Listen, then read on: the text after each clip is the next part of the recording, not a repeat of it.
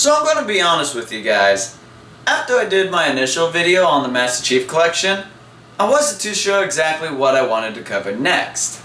I had been wanting to cover that Star Wars Jedi Survivor once that game comes out, and I also was thinking about doing some Legend of Zelda games like Twilight Princess and Link to the Past. But the more I thought about it, the more I wanted to cover Middle-earth as a series. And with me playing Middle-earth Shadow of War, the second game in the series, I wanted to cover the games separately. So instead of doing a 2-game cover for this video, we're going to instead do game by game. So the first one being Shadow of Mordor, and the second one being Shadow of War, once I finish that on my Twitch and YouTube channel. The more I was researching the Middle-earth series, the more I was fascinated on how this game came to be, development-wise. And so for this video, I wanted to cover a little bit of that, talk about a little bit of the gameplay, the story, and how it stands in today's market. To see if you guys would at least want to try this out, if you guys had this in your wish list, or if this video interests you into trying out the Shadow of Mordor series or Middle-earth in general. So without further ado, let's dive into Middle-earth and let's talk about Middle-earth Shadow of Mordor. The game was published by Warner Brothers and developed by Monolith Productions, the same guys that made Fear and Condemned Criminal Origins. 2 game series that I've never actually played but heard great things about, so maybe I might check them out in the future. Production started around 2011 with the game actually going to be focused on the Dark Knight series. The initial project got cancelled because Christopher Nolan, the director of the Dark Knight series, didn't sign off on the project, and a few weeks after pre-development, the game was cancelled. But some of the assets from the Dark Knight series had been transferred over to this new project. Heck, even early concepts had Batman holding a sword, kind of like how he did in Arkham City. Monolith Studios also had a lot of inspiration from the Batman Arkham series made by Rocksteady Studios, a sister company also owned by Warner Brothers. Monolith Studios also had a little bit of knowledge making a Middle-earth game because of their recent title, Guardians of Middle-earth, which was being made around the same time, before being released in December 2012. With the development team hard at work, Monolith had considered themselves experts in artificial intelligence and wanted to push the boundaries of a sandbox game. They decided to make orcs unique when you fight them, giving them different personalities and strengths when you encountered them, and thus the Nemesis system was born. I'll cover more of the Nemesis system when I get to the gameplay, but for now, the system was one of the biggest focus in making the game. After 3 years of working on the game, Shadow of Mordor would be scheduled for release on October 7th of 2014 for PlayStation 4 and Xbox One, but moved up to September 30th due to quote-unquote fan excitement. I'm sure Warner Brothers just wanted to get their money early. The Xbox 360 and PlayStation 3 version of Shadow of Mordor would be released on November 18th in North America and November 21st in Europe, with the 360 and PlayStation 3 version actually being outsourced to a different company known as Behavior Interactives. With the game being fully released, general audience were taken back on how well the game was. Critics were giving the game high scores and players were enjoying the new Nemesis system. The game would be so good that it won the Game of the Year award back in 2014 as well. No, not that one. GameSpot. Yeah, these guys. So to give off a little bit of history, I actually used to own the 360 version of Middle-earth Shadow of Mordor. And what I can remember from my experience, the game had some really long loading screens. I'd say actually rivaling Master Chief Collection's loading screens. Today we're not going to actually be using the 360 version now that I actually don't have my old 360 and I don't have my copy of Shadow of Mordor anymore. So we're going to be covering the PC side of things and talk about how it performs on there. So without further ado, let's get down into that story of Shadow of Mordor and take on Sauron's forces together. Also, side note before we start covering the story, I will be putting a timestamp because I will be spoiling things, So if you guys want to skip ahead, I will be putting a timestamp right somewhere around on the screen. So if you guys want to skip to that part, you guys have at least 5 seconds. And also, you guys can check it out in the descriptions below, or I can chapter this like I've seen some YouTube videos. Okay, let's go dive right into Mordor. The story takes place in between The Hobbit and Lord of the Rings. The game's not considered actual canon, but it takes place between these events. You play as a ranger known as Talion, captain of the Black Gate, which looks over Mordor and keeps Sauron's army at bay. One day, the Black Gate gets attacked by Sauron's forces known as the Black Hand of Sauron. After failing to defend the Black Gate, Talion and his family are brought together for a ritual sacrifice to summon a wraith creature. 5 minutes in and I'm already dead? Whew. Feels like I'm playing a Dark Souls game. Instead of dying, however, Talion wakes up to the sight of the wraith that had decided to merge with him. This wraith is Celebrimbor.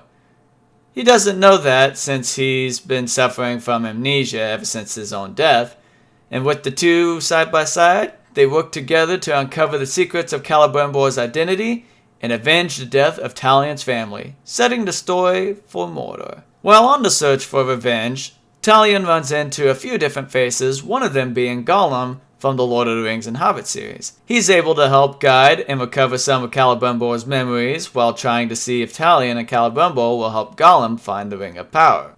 Talion also runs into Hirgorn, a ranger who had deserted and now leading a group of Gondorian outcasts who have also settled in Mordor. Talion also runs into an orc known as Ratbag, who teaches the player how the Nemesis system works. He's definitely the comic relief character in this game. I like the chemistry between Ratbag and Talion, and when they are done discussing plans, Celebrimbor talks back behind Ratbag all the time. As the story goes on, Talion runs into the Hammer of Sauron, one of the members that had helped with the ritual at the Black Gate, and confronts him in battle after Ratbag gets killed off. Rest in peace, Ratbag. Don't worry, somebody will be promoted after this. Probably be a higher rank too. After defeating the Hammer of Sauron, Talion's search leads him to a warrior known as Lithrell, the daughter of Queen Morwen. She claims to be able to assist Celebrimbor in his mission. Morwen uses her prophetic powers to help find artifacts that will help Celebrimbor recover his lost memory. She also advises Celebrimbor to take control of Sauron's army by using his wraith abilities and creating an army that rivals Sauron's. After recovering Celebrimbor's artifacts, Talion finds out that Morwen has been possessed by a wizard known as Saruman. With a little assistance from Lithrell, they free Morwen from Saruman's control. However, this does not stop Talion from carrying out Saruman's evil plan. Leading an army of mind-controlled orcs, Talion decides to go straight after the Black Hand and attack one of his strongholds. However, rather than the Black Hand, Talion instead finds the second member, the Tower of Sauron, waiting for him. The two battle it out, and Talion emerges victorious. With two of the members of the Black Hand killed off, Talion now travels to the Black Gate to confront the Black Hand. The Black Hand then stuns Talion and restores the last of Celebrimbor's memories. The Black Hand then kills himself as part of a ritual that will force Celebrimbor to depart from Talion, allowing Sauron to possess the Black Hand and incarcerate in physical form. With the final fight ensue, and by that I mean QuickTime events, Celebrimbor and Talion are able to fend off Sauron and force him to retreat. With the Black Hand finally defeated, Celebrimbor wishes to depart and walk towards the light, but Talion instead convinces him to stay and attempt to overthrow Sauron.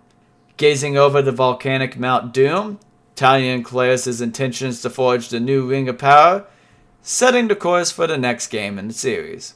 Overall, the story of Shadow of Mordor is kind of ranked like a B-movie story. There's not a whole lot of changes or surprises that are given out throughout the story, but it does its job well and it does keep me entertained. Not only that, but if you are a big fan of the Lord of the Rings and Hobbit series, you guys can recognize Gollum and Saruman being in this game as well. But the story was not just the main focus in the development of Shadow of Mordor. Let's cover the gameplay and talk about how that goes. Let's talk about how the player controls. If you've ever played a Batman Arkham game, you'll find this combat almost similar to those games.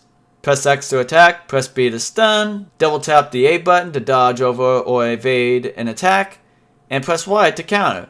Pretty much a simple mechanic, not too difficult, and the stealth in the game is pretty much like Batman as well. Honestly, when it came to playing this game, I was always reminded of Batman's combat and how similar the mechanics were. When first experiencing Shadow of Mordor's combat, I remember being disappointed that it's not at least unique from any other games and it's just basically Batman. But what holds up the gameplay, in my opinion, is the Nemesis system. Yes, I need to talk about the Nemesis system. So as stated, Monolith Studios had mentioned that they were experts when it comes to artificial intelligence. That's where the team decided to make a new system for players. This system would make all orc captains and war chiefs that you meet be different for each playthrough.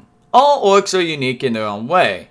If an orc kills you in the game, you're not completely killed, you will instead respawn at the nearest tower. But time will advance and the orc that had defeated you will be promoted. If it was a minion that defeated you, the orc will now become a captain, and you can get your revenge on them. Other captains will have events that will play out and that will strengthen their stats and make them tougher, while also having new captains replace dead captains. That way, you can also fight different kinds of captains that have different personalities, which makes all these orcs more memorable. You can run into an orc that doesn't speak, orcs that are missing arms, orcs who sound like serial killers, and so on. Later in the game, you can decide on if you want to add certain orcs to your side to help you in battle or take down other orc captains and war chiefs. There's literally over 1,000 different possibilities that you can have in the Nemesis system. The RNG, or random number generator, in this system is honestly astounding. You also get different strengths and weaknesses for each and every orc captain, so long as you gain the intel from worms or just from intel papers in the middle of the map.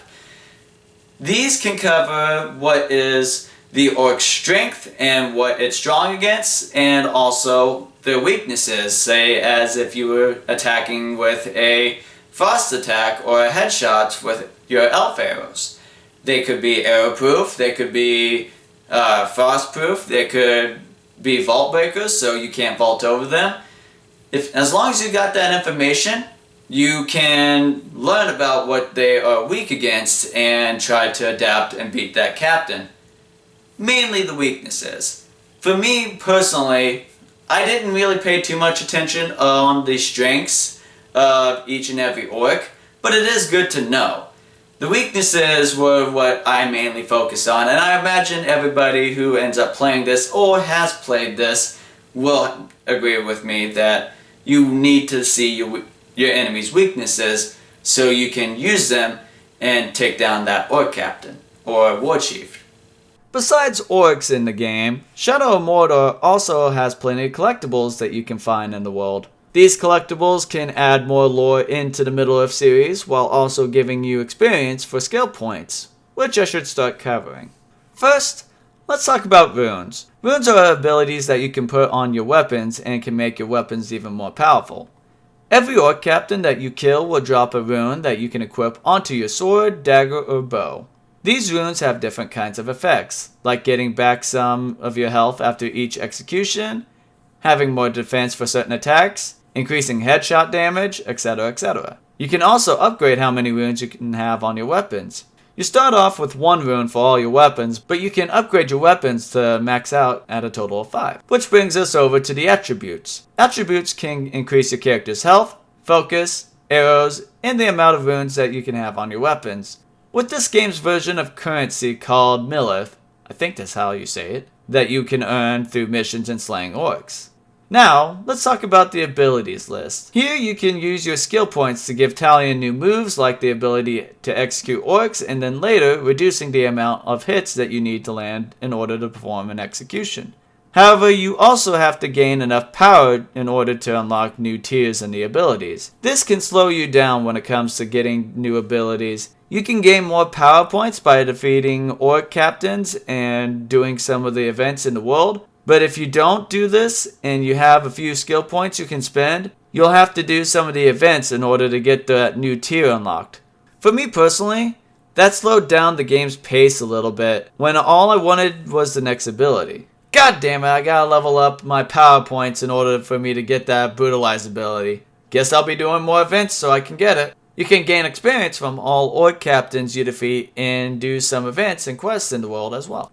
All in all, the gameplay is pretty bland when it comes to the combat, but how you unlock new skills, runes, and attributes make the game more unique in its own way. I do love how runes are used and how every orc has their own kind of rarity. If you kill off a captain that's an epic, you can get an epic piece, and then you can equip that if you liked it or not. If not, then you can hunt down another captain and you can get yourself another rune that can help with your build. There are things that completionists have to deal with when it comes to this game that might make you question if it's worth completing, but just playing through the story, the game was very fun. There is DLC that adds on to Celebrimbor's story that you can play before or after the main story in order to understand his side as well. That and the story has a way better boss fight than what we were given in the main game. Stupid quick time events. With the new Nemesis system and how well Shadow of Mordor was received, this game had definitely left an impact back in 2014. And with its sequel that I'm currently playing right now, I'm excited to cover more of the Middle-earth series once I finish that game as well. Well, future me, who is currently in the middle of editing the Middle-earth Shadow of Mordor video for the YouTube channel, you better start getting to work on that Middle-earth Shadow of War video because you had just finished Middle-earth Shadow of War. And now you have this to start reviewing once you are done with that Middle-earth Shadow of Mordor game. So, you better get right on that, mister. Would I recommend Shadow of Mordor? Yes. If you are a big fan of fantasy games, this is definitely a game that you guys should definitely try out. If you are a Lord of the Rings fan or Hobbits fan, this is also a game I would definitely recommend for those people as well. With that said, thank you guys so much for stopping by, and if you guys enjoyed this video on Shadow of Mordor, please hit that like button as it helps me out as a content creator, and subscribe to the channel if you haven't already to keep up with new videos that I post on the channel as well. If you guys have played Shadow of Mordor and have your own kind of experiences or agree and disagree with a couple things in this video, comment down below and let's start a conversation about Shadow of Mordor. I am interested in what you guys think about the game yourselves. Thank you guys again for stopping by, and I will see you guys next time with Shadow of War. Take care everybody, and I will see you next time.